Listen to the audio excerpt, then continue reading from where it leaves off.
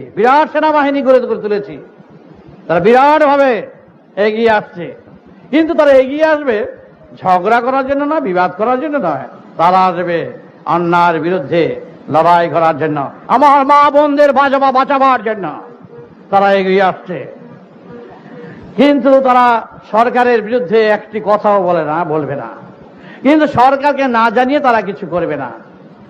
তাই সমস্ত এসবি ভাই, আইবি ভাই, পুলিশ ভাই, সরকার ভাইকে জানাচ্ছি, তাদের ডিপার্টমেন্টে আমি 21,318 জন লোক আমি লাগিয়ে দিয়েছি।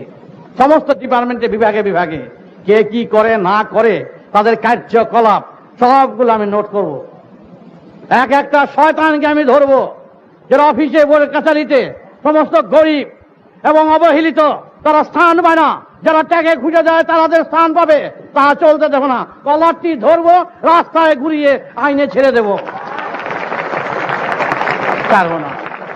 ওই 5 টাকা ফাইন করে দিল, আবার যেই সেই, তা চলবে না। 21,000 ছেলে মেয়ে আমি 318 জন ছেলে মেয়ে ডিপার্টমেন্টে, হাসপাতালে, অফিসে, থানায়, কাছারিতে কাউকে ছাড়বো না। গলায় ফাঁস দিয়ে রেখেছি আমরা, মৃত্যুকে ঝুলিয়ে রেখেছি। এইভাবে মরবো না, ওইভাবে শয়তান দমন আমরা করবোই।